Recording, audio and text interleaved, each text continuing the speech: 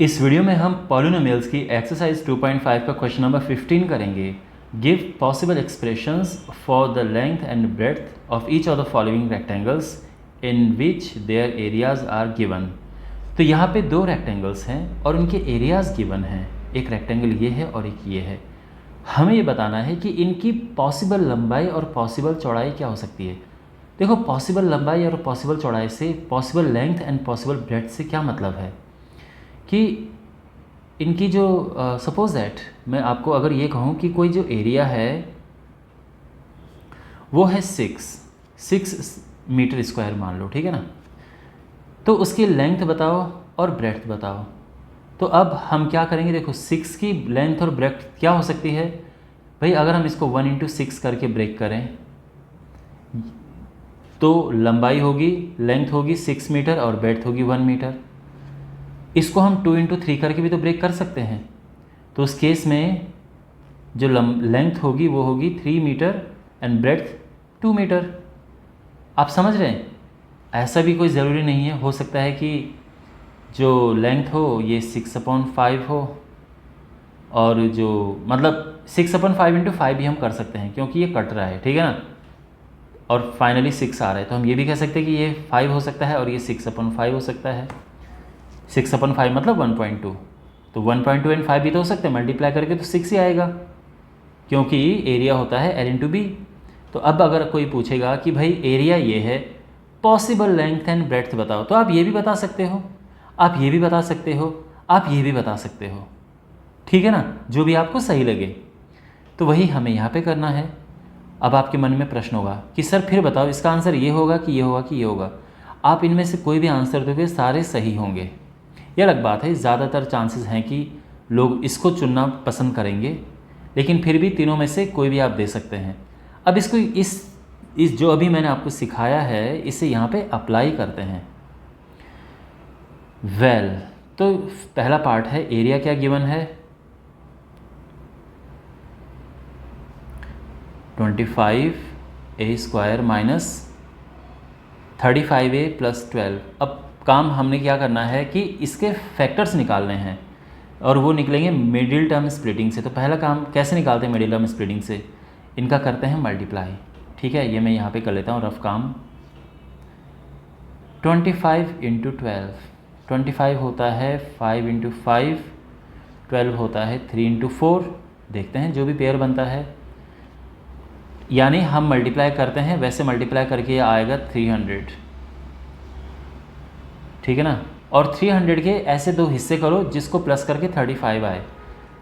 तो हम ऐसे भी कर सकते हैं। अब दो हिस्से कैसे होंगे, इसको मल्टीप्लाई करो 20, इसको मल्टीप्लाई करो 15, तो आगे ना हमारे पास दो हिस्से।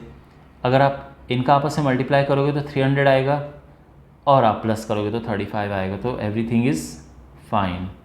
तो यहाँ पे हम सबसे पहले इसको यहाँ से हटा देंगे। ध्यान रखना 20 एंड 15 आएंगे। तो ये हो जाएगा 25a² - 20a - 15a + 12। अब यहाँ 5a कॉमन आ गया तो बचा अंदर 5a - 4 और यहाँ -3 कॉमन है, अंदर बचेगा अगेन 5a - 4। तो ये हो जाएगा 5a - 4 5a - 3, ठीक है ना। तो देयरफॉर तो अब इनमें, अब ये दोनों, ये हमारा आंसर आ गया। तो इनमें से एक लेंथ ले लो, एक ब्रेड्थ ले लो। तो जो लेंथ है वो इन दोनों में से ये होगी 5a - 3 और जो ब्रेड्थ होगी 5a - 4। अब आपके मन में प्रश्न होगा कि सर आपने लेंथ ये क्यों ली और ब्रेड्थ ये क्यों ली, आपने उल्टा क्यों नहीं किया, आपने इसे ब्रेड्थ और इसे लेंथ क्यों नहीं लिया। तो सीधी सी बात ये है कि अगर मैं इन दोनों का कंपैरिजन करूं तो इन दोनों में से ये बड़ा है, ये वाला छोटा है। ओके, अब आप पूछोगे कि सर ये आपको कैसे पता चला कि बड़ा है, क्योंकि जो -3 होता है ये -4 से बड़ा ही होता है, ठीक है ना। क्योंकि ये -3 है और ये -4 है तो -3 बड़ा होता है, इसलिए मैंने इसको लेंथ बनाया और इसे ब्रेड्थ बनाया है। आई होप आपको ये वाला पार्ट अब क्लियर समझ आ गया होगा। अब हम करेंगे इसका जो सेकंड ये वाला पार्ट, ठीक है ना। वेल यहाँ पे जो एरिया है 35y² plus 13y minus 12, again पहले इन दोनों का मल्टीप्लाई करते हैं तो ये हो जाएगा 35 इंटू 12, 35, और इनका मल्टीप्लाई करना है और जो आंसर आएगा उसको माइनस करके 13 आना चाहिए। इसके लिए आपको मिडिल टर्म स्प्लिटिंग भी आना चाहिए, आई होप आपको आता होगा वो। तो इनको मल्टीप्लाई करो, ये और ये मल्टीप्लाई करते हैं और इसके बाद जो आंसर आएगा मल्टीप्लाई करने के बाद उसको इस तरह से तोड़ो कि माइनस करके ये बीच वाला आ जाए, यही है मिडिल टर्म स्प्लिटिंग। वेल तो ये हो जाएगा 7 इंटू 5, ठीक है। एक ये ब्रेक करने का दूसरा तरीका है 3 इंटू 4, तो कैसे होगा, हाँ हो गया, 7 4 ज़ा 28, 5 3 ज़ा 15, माइनस करोगे तो 13 आ जाएगा। तो 28 एंड 15 आ गए हैं। 35y² plus 28y minus 15y minus 12, तो यहाँ कॉमन आ जाएगा 7y, क्या बचा 5y प्लस 4, यहाँ -3 कॉमन, क्या बचा 5y प्लस 4। अब कॉमन लेंगे हम 5y प्लस 4 दोनों से, और क्या बचा अंदर 7y यहाँ से और 3 यहाँ से, और ये हमारा आंसर आ गया है। ओके, ओह वेट,